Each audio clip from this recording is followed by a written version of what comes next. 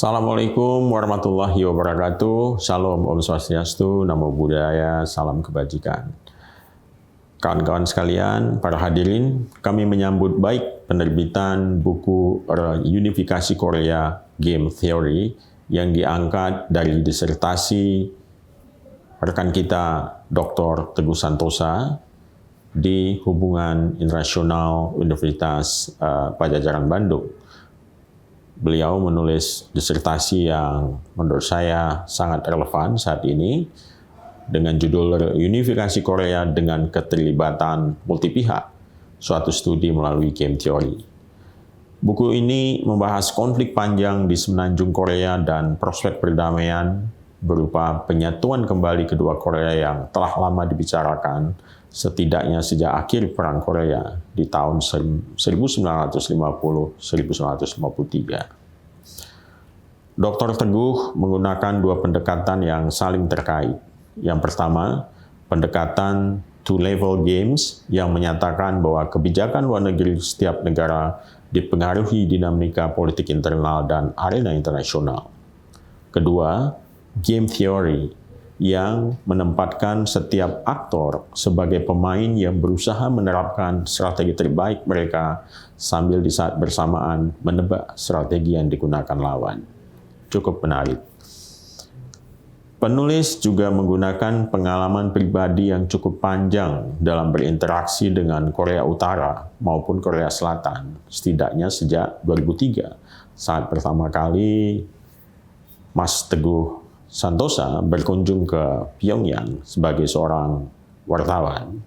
Dan penulis telah belasan kali berkunjung ke Korea Utara untuk berbagai kegiatan, termasuk sebagai utusan khusus almarhumah Rahmawati Soekarno Putri di tahun 2015 untuk menyerahkan Star of Soekarno kepada Kim Jong-un yang diterima Presiden Presidium Kim Jong-nam.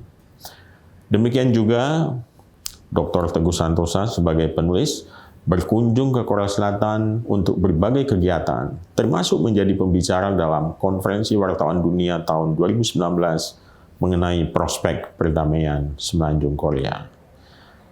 Semua hal itu yang membuat karya Teguh Santosa ini berbeda dibandingkan dengan studi-studi lain yang pernah dilakukan sebelumnya mengenai konflik dan prospek perdamaian di semenanjung Korea.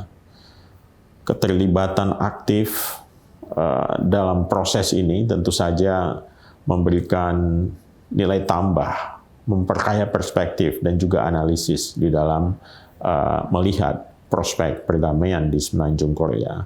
Selain itu, tentu saja pengalaman sebagai wartawan membuat karya akademik ini dapat dikemas menjadi mudah dan enak diikuti oleh kalangan awam sekalipun.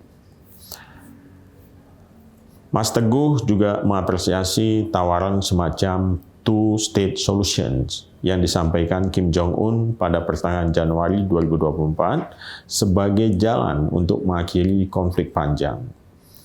Bila penyelesaian itu disepakati, ada yang direkomendasikan oleh Mas Teguh, dan ini menarik untuk di-highlight, apa yang disebut sebagai peaceful coexistence di antara kedua Korea. Namun demikian, kalau kita baca, penulis kelihatannya menilai bahwa usulan itu bisa jadi baru sebatas hasil sementara, mengingat dinamika di semenanjung Korea yang melibatkan aktor-aktor lain yang berkepentingan langsung dengan kawasan terus berlangsung.